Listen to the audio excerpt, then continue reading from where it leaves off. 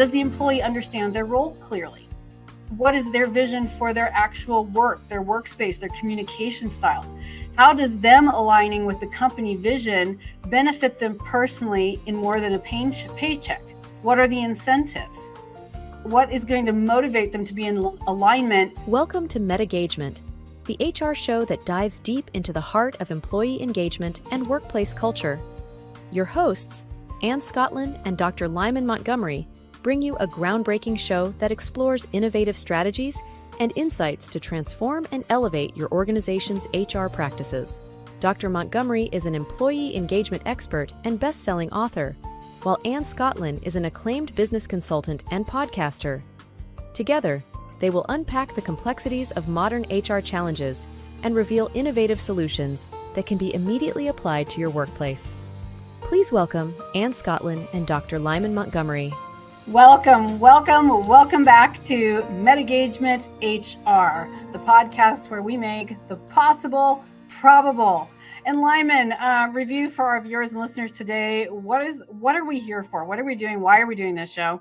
We want to basically reintroduce the whole concept of what does it mean to be meta-gaged, where the marriage between the meta mindset and engagement comes together for what we call meta-gagement. And we want to do something special for our HR listeners. We support HR. We understand that post-pandemic, there are still a lot of issues and struggles. I spent close to 30 years in HR. And we just want to make sure that our HR, what I call my HR peeps, have an opportunity to listen in, get dialed in, but also leave with strategies to help them do their job and do it more effectively. More effective strategies for sure. And clearly one of our main objectives is that we feel like makes us a little bit different from just everybody, not because we're better, but because we have an angle that seems to really resonate with people. We have, did I say angle? That's a terrible word, Lyman, for marketing. You never want to have an angle. Our point of view is a meta point of view, but really what it means is we're fostering resilience and adaptability. We're focusing on solutions and finding ways to do the same things that we've tried to do in the past that haven't worked more easily with more strategic, mental and practical strategies. Absolutely, yes. And we're diving deeper into how HR professionals can really work with their teams. We use, tell us about some of the, remind us about some of the processes and tools that we're bringing to our viewers and listeners. Yeah, for example, we want to make sure that not only are you doing your job, but that you have the mental tools, strategies with the use of neuroscience, some little what we call hacks and tweaks and things that you can do to make your job a lot smoother, a lot easier, to relieve some of the stress. So we do a lot of breathing techniques, a lot of what you call it, meditation technique, but also not just at work, but we have two segments, on the clock, but also off the clock, and provide tools and resources for our HR peeps so that they can live a rich meta life. Absolutely. And so with that all said, thank you for letting us do an overview, especially if you're new. We're going to do something fun. This is the beginning of a 3-part series that you're going to love, and it's the top 3 strategies to prevent employee burnout. What are the top 3 strategies to prevent employee burnout? And the one we're going to do today is just to be a pain in the butt. We're going to start with number 3 and make you wait for 2 and 1. Yeah. So the third, probably the third most important, but incredibly important strategy is cultivating a clear vision. So in today's episode, we are going to talk about how to cultivate a clear vision, how to prevent directional uncertainty in our teams and companies. And the first thing we want to talk about really, Lyman, is point 1 is the vision has to be communicated. Yes. I think that's one of the biggest issues with any type of change management, any type of new rollout, is people don't understand, number one, what is the vision? Why are we doing the vision? Whose input was included in the vision? Is it top down? Is it inclusive? Is it a collaborative vision? And is the vision sustainable? And so we want to get into that and really unpack what does it mean to communicate the vision? And part of communicating vision is all about being intentional. One Yes. of the issues that we run into time and time again is where top management, the C suite, get together and say, our vision is XYZ. And they send it down to marketing. Marketing might do a little small test, a pilot group, a focus group, and they say, "Oh yeah, they love this word. We got to make sure we have these keywords in there, right?" They say, "Great, okay, get it out," and they send it out. They post it on the wall, and if you walk around any company, you say, "What's the vision of the company?" You kind of get the deer in the head, like, do we have a vision? Well, or they say, well, my personal vision, or I think the vision is, and that's because it has not been clearly communicated. Absolutely, and it's like it reminds me of when I was a kid. I grew up in the middle of freaking nowhere, and I always say that I mean that. Not just the freaking nowhere of the town, but outside of the smallest town in freaking nowhere. So just to be really, really clear about that. And one of the things my parents wanted us to do at that time was to create self-sustaining food sources, and we Mm, had wells and springs on property. We were starting to grow our own food. So what we were going to do is plant a garden. So my father says to my mom, let's start a garden. He meant you start a garden, but we won't talk about that today. You start a garden, because he still had a day job. And he has this vision of what a garden is going to look like.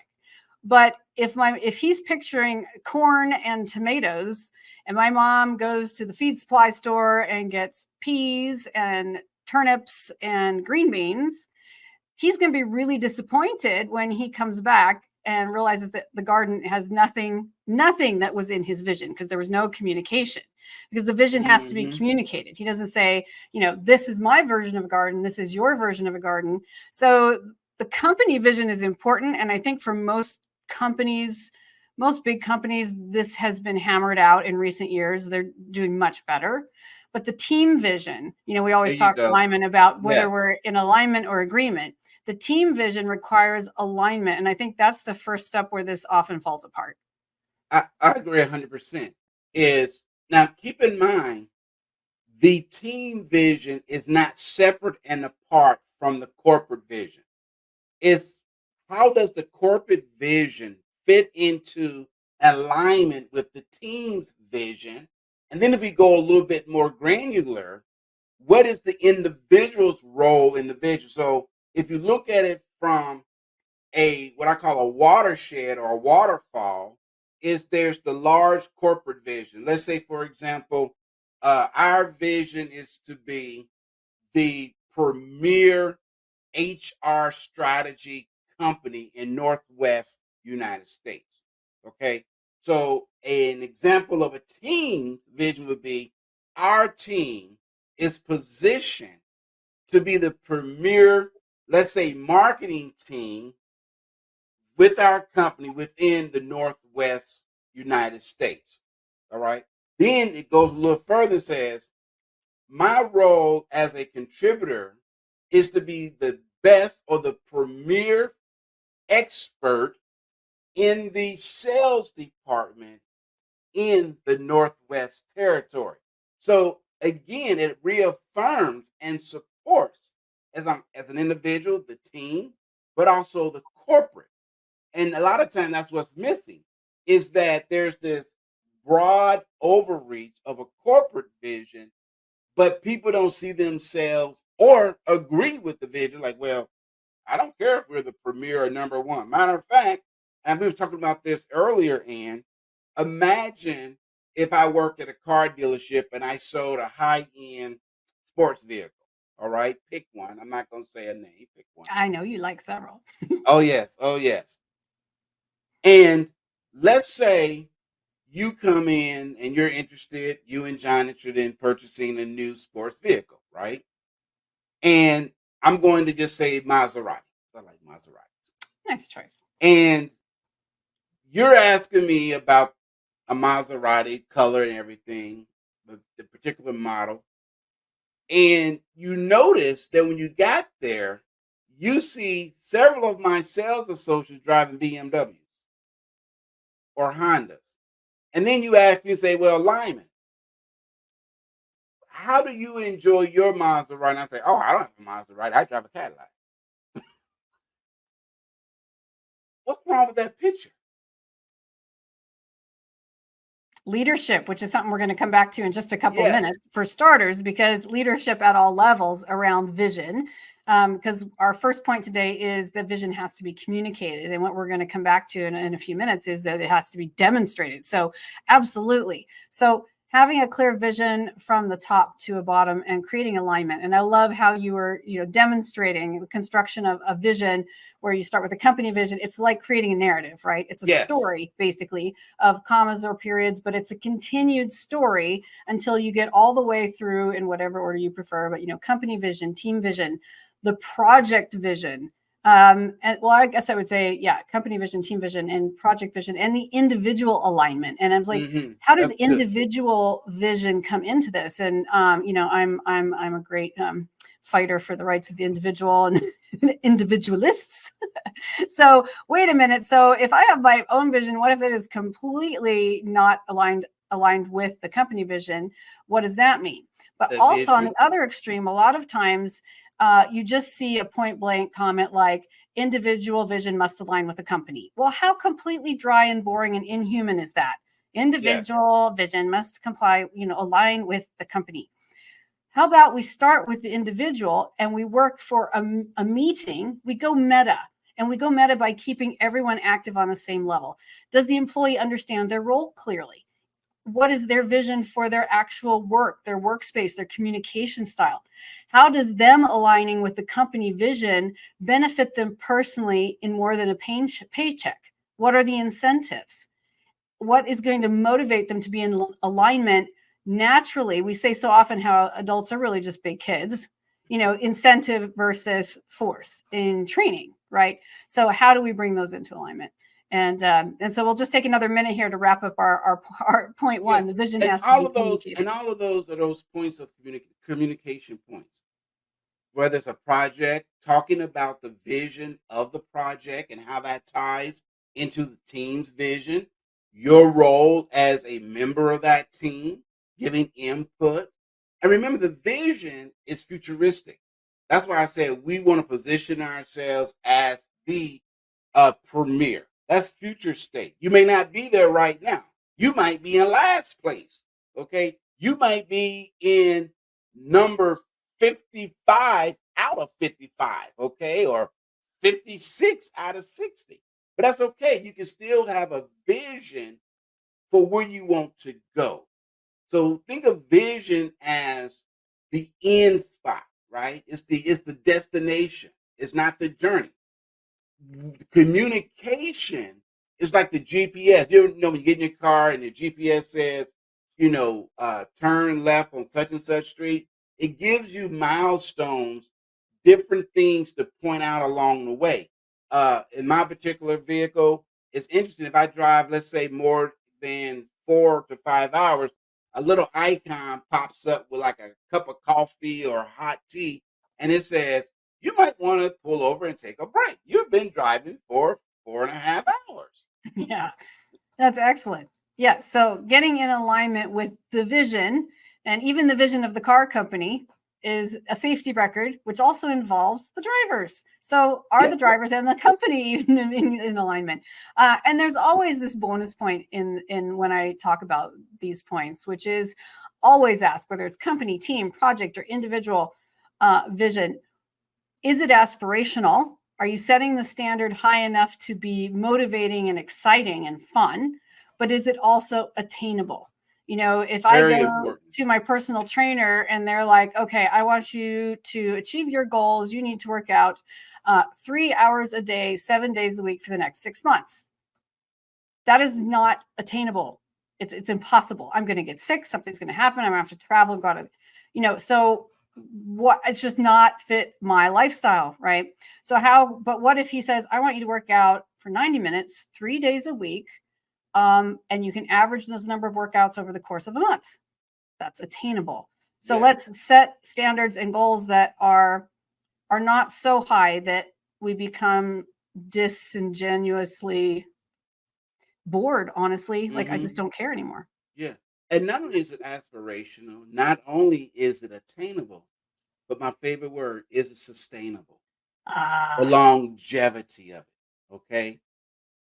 Because if it's attainable, you can see it, you can mhm, feel it, you can taste it. All right. You see yourself actually doing it. But the bigger question is frequency and duration.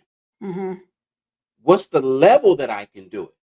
Because if you were to say, "Hey, Lyman, can you walk?" I'm like, "Sure, I can walk."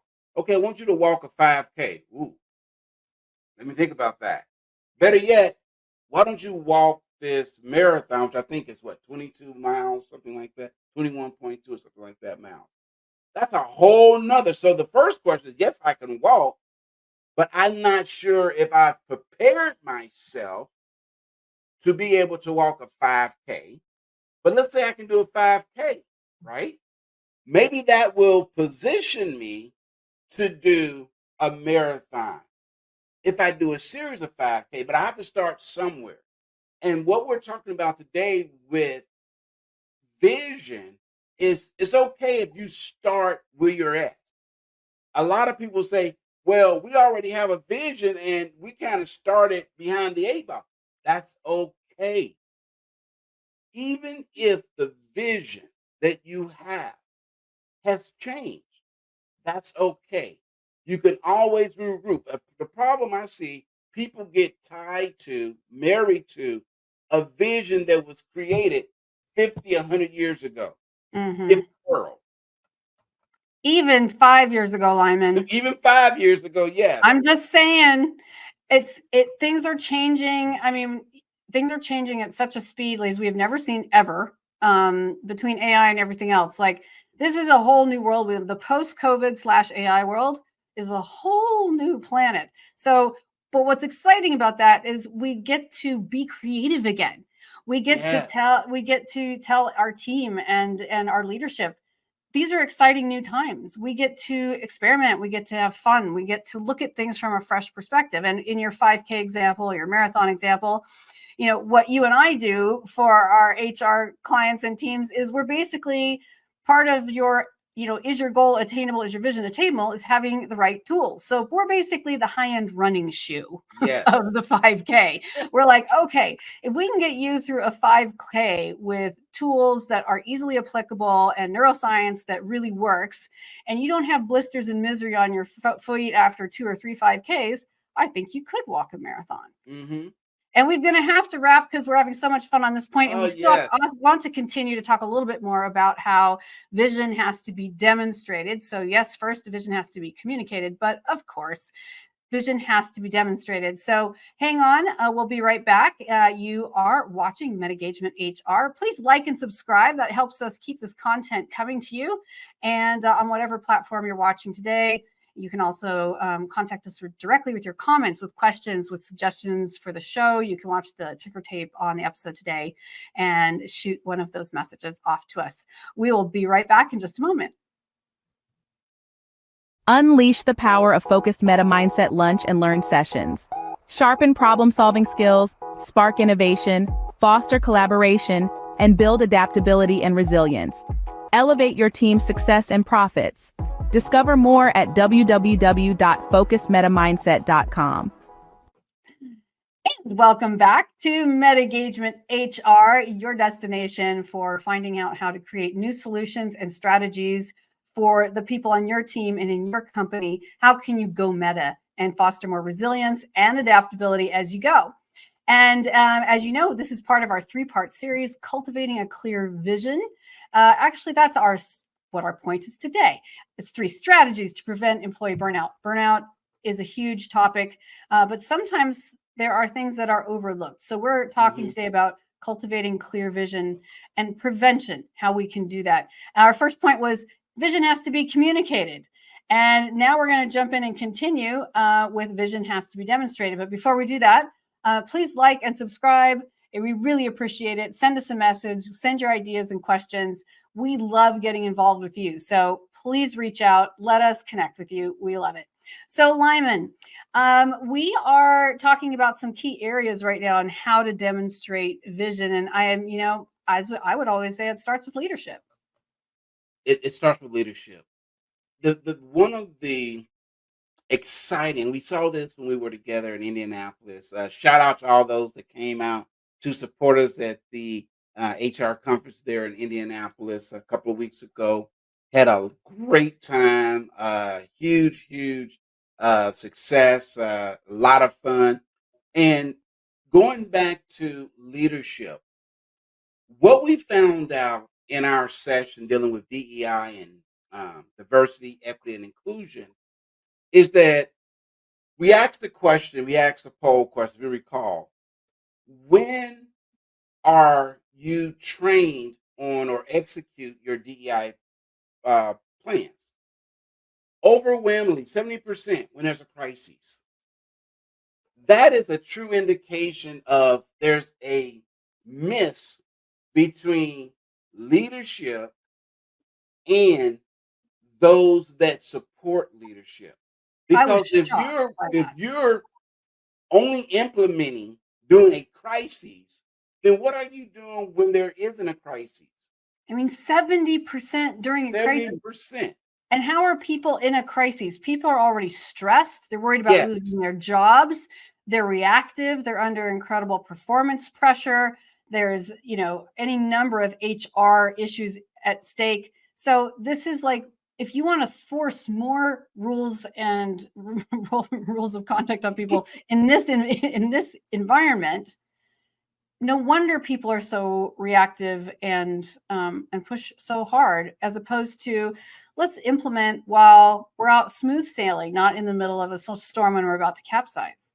Yeah. The other part of that that's interesting, going back to leadership, is we asked another question. How many of them were involved in the creation of the DI programs? Again, about 55, 60%, nope, top down. They were given to us. And we asked in the room, it was almost close to 80%. They said, nope, I was hired in, I was given this plan, and they said, implement it. And very little training on how to implement it. And so again, when we talk about demonstration and communication, it has to be where there's a collaborative intent behind it of saying, what makes this plan work? Whatever the plan is, what makes this vision work? But then you have to walk it out. When we talk about walk it out, we're saying, have you fire tested it under stress before there's a crisis? How do you do that? Scenario-based training. Here's a key point. Before you launch anything, create scenarios that you self-impose a little stress, and you start thinking about, well, what happens if this would happen? Well, what happens? So it's that's when you want to play the what if game. Well, it's like a fashion show, the runway, right? Fashion show. Do you think that they never rehearse the fashion show? Do you think with the way those fashions look, there could be wardrobe malfunctions? Do you think that the height of the shoes they're wearing could actually break their ankles? Do you think someone might fall off the stage? I mean, you have to go through it. You have to find where the weaknesses are so you can be intentional about prevention. When you was in Hollywood, did they just give you a script and say, okay, we're shooting in 5 minutes? No. No. You actually rehearsed the scene. You probably had days, if not weeks or months, where they kind of broke the entire movie down. So, okay, today we're going to shoot this scene. Mm-hmm. And it might be the middle, it might be the end. Yeah. And so oftentimes we say, well, we're going to start from the beginning. No, when you fire test something, going back to demonstrating it, you want to say, okay, what if we start in the middle? How would you happen if you just walked into a situation and you talk these things out? And what we like to say is there are 3 types of scenarios. the best case, the worst case, and if it stays the course. Say that again for us. The worst case. What's the worst case scenario that can happen with rolling out this vision or rolling out this plan, Mm-hmm. rolling out this project? What's the best case? If everybody's in alignment, there are no issues. What's the best case? And then there's always that middle ground. What if we just keep the current course? Mm-hmm. What would happen? Mm-hmm. If you Mm-hmm. take that mindset, worst case, best case, and if we stay the course, in other words, we play it safe, don't rock the boat too much, what happens? Well, Generally, and those that stay safe, they lose. Those that think there's always the best case scenario, they're 50% right. Those that think that there's always a worst case scenario, guess what? They're about 40% right. So you have to crisscross. And one of my strategies in demonstrating that is in more playful ways and as a testing, right? Yes. Reverse engineering.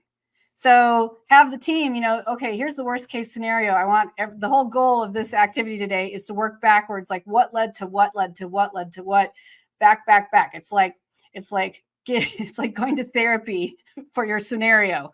You're going to I love it. I love it. The worst case, and now you're going to work back and say, well, how could I think different? Well, I'm just upset. I just feel terrible. What's the worst scenario? And when you work all the way back to the beginning, eventually it's like, well, death, to be honest. And if you die, what's the Yes, worst case? What depends what right. your So, belief but you system is. found where all the holes are. Say if you take a larger team, and you split them up into 5 groups and have them all create a reverse case scenario, reverse engineer a worst case scenario, you're going to have Perfect. 5 different ways that it could go wrong. And what's exciting is then the next week, you can do the same thing for the best case scenario. And also, you've got people on board now. It doesn't have to be time consuming, but it gets people excited when they feel important in the process. And imagine if you have those that are resistors. Oh, they are going to light up. I'm going to tell you 20 reasons why I don't. Thank you. That's what we want. Matter of fact, you might be the captain of the 20 reasons why it won't work club. But 1 week. And I've done this. I have a friend down in Texas. And before I roll out anything, I will send it to Janet. Now, Janet is not the person you call for motivation, inspiration. She is a scientist. She's an engineer by trade. Janet will tell you every single thing that's wrong, stuff you didn't even think of. But what I love about Janet, she will also come back and tell you 100 things you can do to improve it. So it's not just picking out what's wrong. Mm-hmm. But I would say this a lot of times, and I would say, tell me everything that's wrong, but then double and tell me how to fix it. So for every 1 criticism, give me at least 2 suggestions on how to fix it. Absolutely. Yeah, fair enough. A fair trade on an individual level, on a team level, relating to management and leadership as well, right? All the way down from the top. And that's going back to demonstrate. Earlier before our break, I was talking about the car dealership, right? And that's the last point I want to make is you have to not only demonstrate in word, but you have to demonstrate in your character. If you say you're going to be the premier, am I a premier person? Do I show up as top notch? Or am I sort of laissez-faire? Well, I'm kind of half in, half out, kind of like playing a hokey pokey on the job. Remember that old song, put your left foot in, take your left foot out, Yes. Shake it all around, do the hokey pokey. That's what it's all about. Is that your mentality? Or do you show up? Now, you're going to make mistakes. We all do. We're human. But for the most part, are we showing up, living out the vision that we not only confess, but also profess? I love it. I love it. Oh, well, I hope that those of you watching and listening today, I hope you got something out of that. We would love to hear what you got out of it. We would love to hear what your questions are. We love questions. So thanks again for joining us today. I'm talking about cultivating a clear vision. how to prevent directional uncertainty. And we talked about how your vision has to be communicated and the vision has to be demonstrated. And as we said, just to be fun and a pain in the butt, excuse me, we are doing this 3-part series, the top 3 strategies to prevent employee burnout. And we started with strategy number 3 today. And next time on our next episode, strategy number 2, from burnout to thriving, strategies for supporting overworked employees. How can we support overworked employees?